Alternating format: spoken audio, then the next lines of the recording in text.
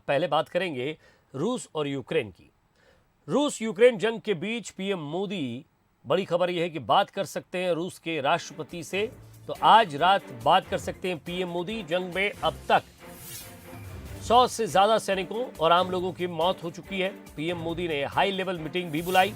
रक्षा मंत्री और विदेश मंत्री समेत कई वरिष्ठ अधिकारी मौजूद रहे।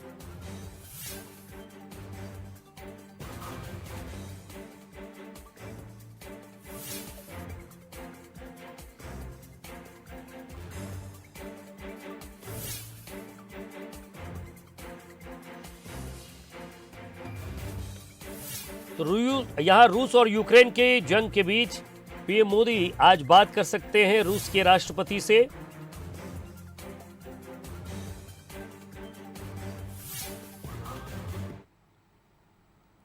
रूस और यूक्रेन के बीच जंग छिड़ने की क्या 5 बड़ी वजह है, जरा ग्राफिक्स के जरिए आपको दिखाते हैं। रूस और यूक्रेन के बीच जंग छिड़ने की 5 बड़ी वजह हैं। पिछले साल दिसंबर 2021 में रूस ने अमेरिका समेत पश्चिमी देशों को अपनी मांगों के बारे में बताया था। रूस पश्चिमी देशों से लिखित में चाहता था कि नाटो पूर्व की तरफ ना बढ़े। इसके अलावा रूस ने पोलैंड और बाल्टिक राज्यों से नाटो की सेनाओं को हटाने और यूरोप से अमेरिकी नाभिकीय हथियार हटाने की मांग की थी। इन मांगों में सबसे अहम रहा कि यूक्रेन को कभी नाटो में शामिल होने की मंजूरी ना दी जाए। अमेरिका समेत पश्चिमी देशों ने इसे स्वीकार नहीं किया। वजह नंबर 2, 1987-1991 के लेनिन के लिए यूक्रेन को खोना रूस का सिर कटने जैसा था। पुतिन भी सोवियत संघ के विघटन को पिछली सदी की सबसे बड़ी त्रासदी कह चुके हैं और वो लगातार सोवियत संघ से अलग हुए देशों में रूस के प्रभाव को फिर से कायम रखने की कोशिश में है। पुतिन के मुताबिक रूस और यूक्रेन एक ही इतिहास और आध्यात्मिक विरासत साझा करते हैं।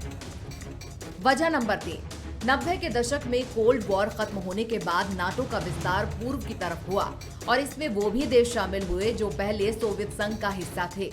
रूस ने इसे खतरे के रूप में देखा।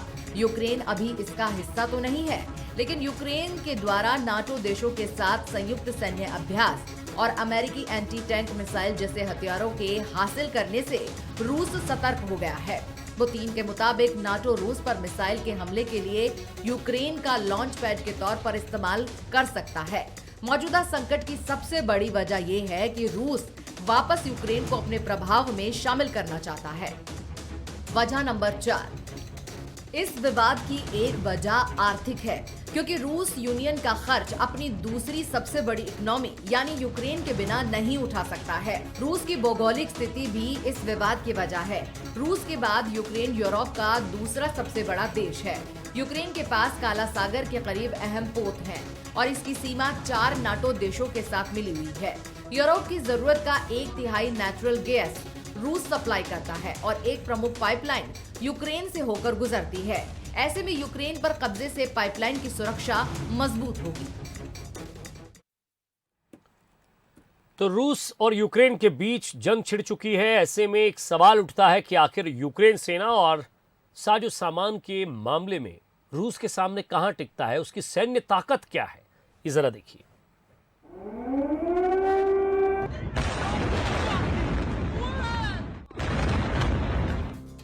रूस और यूक्रेन के बीच जंग छिड़ चुकी है। ऐसे में एक सवाल उठता है कि आखिर यूक्रेन सेना और साजो सामान के मामले में रूस के सामने कहां ठहरता है। अगर सेना की बात करें तो एक्टिव और रिजर्व फोर्स को मिलाकर यूक्रेन के पास 11 लाख सैनिक हैं, वहीं रूस के पास 29 लाख सैनिक हैं। लड़ाकू विमानों की तुलना में भी अकेला यूक्रेन रूस के सामने कहीं नहीं ठहरता। यूक्रेन के पास 98 विमान हैं, तो वहीं रूस के पास 1500 से ज्यादा फाइटर प्लेन हैं। हमलावर हेलीकॉप्टर्स की तुलना करें तो यूक्रेन के पास 34 हेलीकॉप्टर हैं, वहीं रूस के पास 544 हेलीकॉप्टर हैं। दोनों के बीच टैंक की तुलना करें तो यूक्रेन के पास 2596 टैंक हैं, वहीं रूस के पास 12240 टैंक हैं। बख्तरबंद गाड़ियों के जखीरे की बात करें तो यूक्रेन के पास इसकी संख्या है 12303, वहीं रूस के पास 30,122 बख्तरबंद गाड़ियां हैं।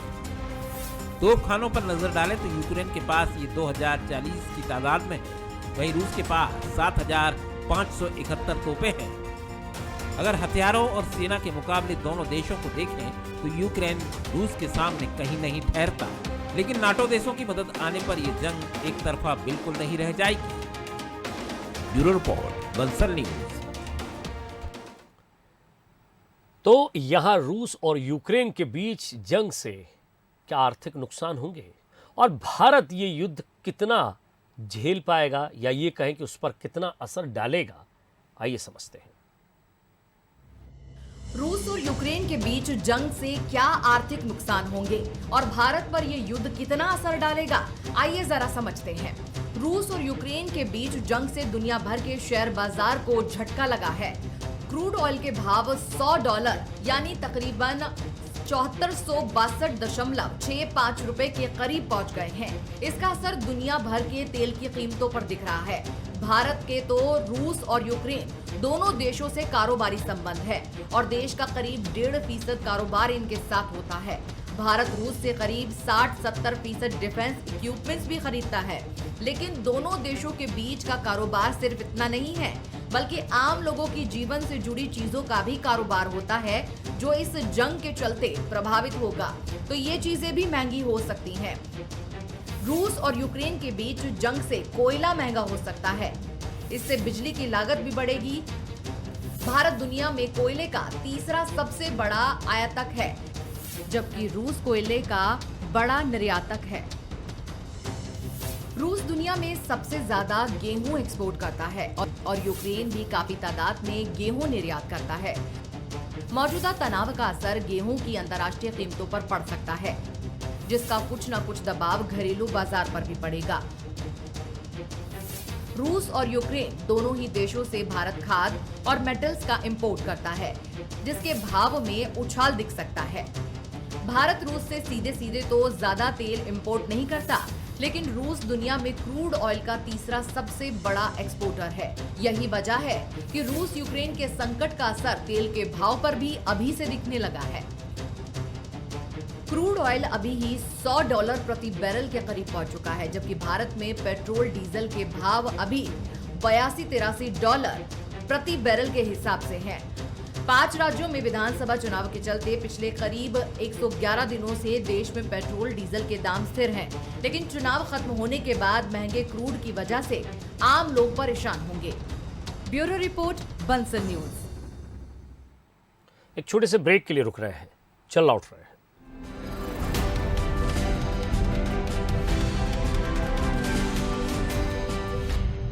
ब्रेक के बाद एक बार फिर से आप सभी का स्वागत। बीजेपी को यदि पार्टी विद डिफरेंस कहा जाता है तो इसकी एक वजह उसका काम करने का तरीका भी है। सत्ता से लेकर संगठन तक जिस पुख्ता रणनीति के साथ बीजेपी आगे बढ़ती है, वही उसे अपने प्रतिद्वंदियों से आगे कर देता है।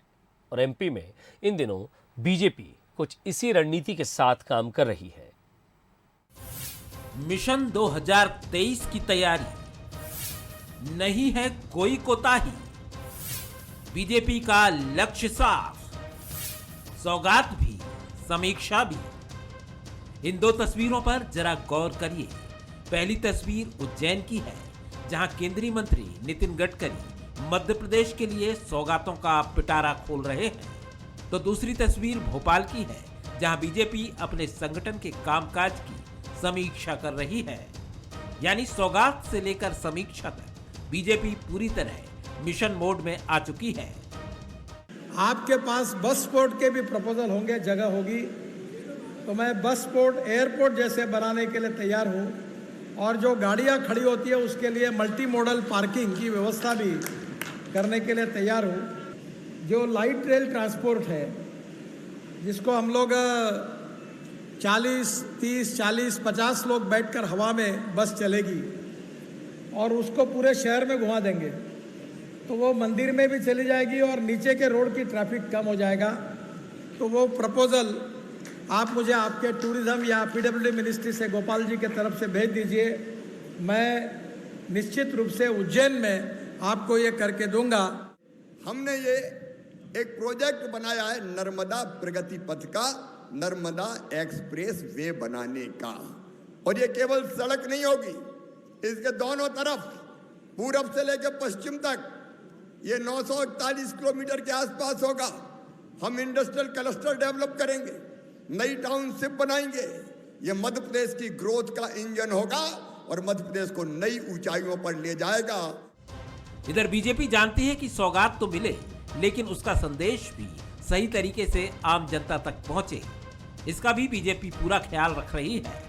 लिहाजा सत्ता और संगठन में समन्वय बनाने और कामकाज की समीक्षा भी की जा रही है। जाहिर है लक्ष्य 2023 और 24 ही है। नहीं, निश्चित रूप से भारतीय जनता पार्टी एक जीवंत संगठन है और भारतीय जनता पार्टी 12 महीने जनता के बीच में काम करती है। संगठन का काम भी करते हैं, जन कल्याण का काम भी सरकार के माध्यम से संगठन करता है, तो निरंतर इस तरह से कार्यक्रम होते रहते हैं। इधर बीजेपी सौगात और समीक्षा में व्यस्त है, तो वहां कांग्रेस भी संगठन को कसने की तैयारी में जुटी है, लेकिन बीजेपी की तैयारियों में उसे कुछ खास नजर नहीं आता। केवल इवेंट मैनेजमेंट चल रहा है बीजेपी में। बूथ विस्तारक भी एक इवेंट मैनेजमेंट था, ढोंग था, हो गया, कंप्लीट हो गया। अरे बूथ पे जो आदमी परेशान है उसकी परेशानियों को कहाँ दूर कर रहे हैं? सबसे बड़ी बात वो है, मैंने कहा ना, बिजली का संकट, महंगाई का संकट, खाने के तेल का संकट, ये तमाम चीज़ें हैं जो परेशान कर रही है भारतीय जनता पार्टी। कांग्रेस का संगठन मजबूत हो रहा है, जितने भी प्रकोष्ठ हैं जिला में है, ये यूथ कांग्रेस है, सब पूरी तरह से लगे हुए हैं। बीजेपी को 24 घंटे 12 महीने इलेक्शन मोड में रहने वाली पार्टी कहा जाता है। सरकार और संगठन एक बार फिर पूरी तरह उसी मोड में है। एमपी में जिस तरह से दोनों तरफ से तैयारियां हैं, कहा जा सकता है कि आने वाले चुनाव में सियासत की जंग जोरदार देखने को मिलेगी। भोपाल से मनोज सैनी के साथ पीयूष पारे, बंसल न्यूज, उज्जैन। और बात इंदौर की, जहां इंदौर में चोर बदमाशों ने अब वारदात करने का नया तरीका इजाद कर लिया है। सोशल मीडिया पर प्रैंक वीडियो बनाने के बहाने वे अब लूट की घटनाओं को अंजाम दे रहे हैं। शहर कॉलेज की छात्राएं लगातार इन बदमाशों की शिकार हो रही हैं। ये रिपोर्ट देखिए आप। सोशल मीडिया पर टिकटॉक, रील और प्रैंक वीडियो बनाने का चलन बढ़ा है। हमारी पार्टी हो रही है। अब बदमाश इन्हीं वीडियो का सहारा लेकर लूट की घटनाओं को अंजाम दे रहे हैं। इंदौर में लगातार कॉलेज, यूनिवर्सिटी जाने वाली छात्राओं से लूट की वारदात हो रही है। इसमें बदमाश वारदात के लिए ऐसे ही प्रैंक वीडियो का सहारा ले रहे हैं और वीडियो बनाने के बहाने चेन मोबाइल लूट रहे हैं। कुछ छात्राओं ने इसकी शिकायत भी पुलिस से की है। जिस रोड से रोज हम कॉलेज जाते हैं, सर्विस लेन से, वहाँ से हम रोज निकलते हैं। तो आज सुबह जब हम जा रहे थे तो हमारे साथ एक लड़का आया सामने, वो हमसे फ़ोन मांगे, वो नंबर डायल करने के लिए हमसे फ़ोन के लिए पूछा। हमने उसको जैसे ही फ़ोन दिखाया वो हमसे छुड़ा के भागने लगा। जैसे ही वो भागने लगा हमने उसको तुरंत दबोच लिया, उसको पकड़ लिया। तो तुरंत बोलने लगा हमसे कि हम वीडियो बना रहे हैं सामने। तो वीडियो बनाते वक्त तो उसने हमको वहाँ पे दिखाया कि वो दूसरा लड़का भी सामने खड़ा हुआ था ट्राइपॉड लेके, और जैसे ही हम वहाँ पे उसको छोड़ के आगे बढ़े वो दोनों तुरंत वहाँ से भाग गए। मेरे साथ तो एक्चुअल फ़ोन स्नैचिंग का केस हुआ था। मैं मेरे हॉस्टल के बाहर DAV गर्ल्स आवासीय परिसर जो है, शाम 7:30 बजे मैं मेरी मम्मी से बात करते हुए बाहर आ रही थी, तो 2 लोग आए शाम 7:30 बजे, मेरे हाथ से मेरा फ़ोन छीन के ले गए। काली कलर की स्प्लेंडर गाड़ी थी। मैं काफ़ी देर तक पीछे भागी, बट गाड़ी इतनी तेज़ चलाई उन्होंने कि वो चले गए। इधर पुलिस ने भी छात्राओं की इस शिकायत को गंभीरता से लिया है। पुलिस ने कॉलेज, यूनिवर्सिटी के पास गश्त बढ़ाने और असामाजिक तत्वों के खिलाफ कार्रवाई करने की बात कही है।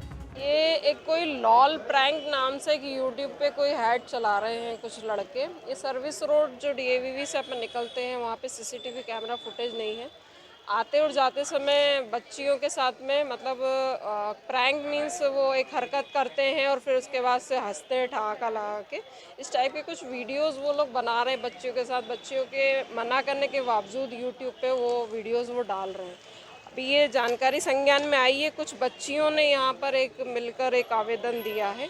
तो जैसे ही ये इसके बारे में कोई जानकारी प्राप्त होती है कि ये बच्चे कौन हैं, ये 2 लड़कों के नाम जब संज्ञान में आएंगे तो आपको बताया जाएगा। लूटपाट करने के लिए चोर बदमाश आए दिन नए तरीके इजाद करते रहते हैं। इस बार बदमाश प्रैंक वीडियो के जरिए लूटपाट की घटनाओं को अंजाम दे रहे हैं। ऐसे में जरूरत है कि पुलिस विभाग इस मामले में कड़े कदम उठाए। ताकि छात्राओं के साथ लूट की इन घटनाओं पर लगाम लगाई जा सके। अखिलेश सेन, बंसल न्यूज, इंदौर। चलिए अब बात करते हैं बालोद की, जहां के एक गांव में पौधों की सुरक्षा के लिए एक अनोखा तरीका अपनाया जा रहा है। यहां पौधों को बचाने के लिए कफन का इस्तेमाल किया जाता है। आखिर क्या है इसके पीछे की ये वजह, एक रिपोर्ट देखिए आप। कफन मौत के बाद काम आता है, लेकिन यही कफन इन पौधों को जिंदगी दे रहा है। जी हाँ, ये कफन ही है जो पौधों की हिफाजत कर रहा है। बालोद के मचौद गांव में पौधों को कफन से बचाने का काम किया जा रहा है और बाकी के जो कपड़े दिखाई दे रहे हैं वो भी उन लोगों के हैं जो इस दुनिया को अलविदा कह चुके हैं। हमारे ग्राम पंचायत में हम लोगों ने लगभग 3200 पेड़ लगाए हैं सर। अब लकड़ी का तो उसमें बांस का घेरापन किए थे, लेकिन बार बार जो बकरियां हैं या जानवर है वो उसको नुकसान पहुंचा देते थे। तो उसमें हमने सोचा कि ये जो कफन में जो कपड़े जो ओढ़ाते हैं उसको बाद में अपन जलवा देते थे। तो जलवाने से एक तो पर्यावरण दूषित होता था और उस दूषित को बचने के लिए और बकरी से बचाने के लिए उसको हमने एक प्रयास किया और इस प्रकार से हमने उसमें कपड़े से पूरे उसको लपेट दिए। लपेटने से 3 फायदा हुआ सर। एक तो दिखने में बड़ा सुंदर लगा, दूसरा जो सूर्य का तेज गर्मी है वो रुक के आता है तो पेड़ को कम नुकसान पहुंचाता है। गांव में इंसान की मौत के बाद उनके कपड़ों और कफन को जलाया नहीं जाता, बल्कि इनका प्रयोग पौधों को संरक्षित करने के लिए किया जा रहा है। मचौद गांव में वहां के जनप्रतिनिधियों और ग्रामीणों के सहयोग से लगभग तालाब किनारे और सड़क के आसपास 3200 पौधे लगाए गए हैं, जिसे सुरक्षित रखने के लिए लकड़ी से बना हुआ ट्री गार्ड लगाया गया है। लेकिन ट्री गार्ड होने के बावजूद भी बकरियां और अन्य जानवर पौधों को नुकसान पहुंचाते थे, जिसे देखते हुए वहां के सरपंच, सचिव और रोजगार सहायक ने कफन से पौधों को ढकने की योजना बनाई। जनप्रतिनिधियों के इस प्रयास को देखकर ग्रामीण भी सराहना करते हुए उनका सहयोग कर रहे हैं। एक प्रकार का जो प्रदूषण फैल रहा है उसको रोक रहे हैं और दूसरी बात पौधों की सुरक्षा कर, उसको क्या जानवर लोग हानि पहुंचा रहे थे पौधे लोग को, तो कफन से ढक रहे तो पौधे लोग सुरक्षित हैं, जानवर लोग नहीं उसको नुकसान नहीं पहुंचा पा रहे हैं। एक हमारे यहाँ की सरपंच का अच्छा प्रयास है ये। गांव के जनप्रतिनिधियों की ये कोशिश दूसरे गांव के लोगों के लिए भी एक मिसाल है। तरीका चाहे जो भी हो, लेकिन मकसद नेक है और वो है किसी भी तरह पौधों और पर्यावरण को सहेज के रखना। ब्यूरो रिपोर्ट के साथ दिलेश्वर देवांगन, बालोद, बंसल न्यूज। और इसी के साथ फिलहाल इस बुलेटिन में इतना ही। नमस्कार।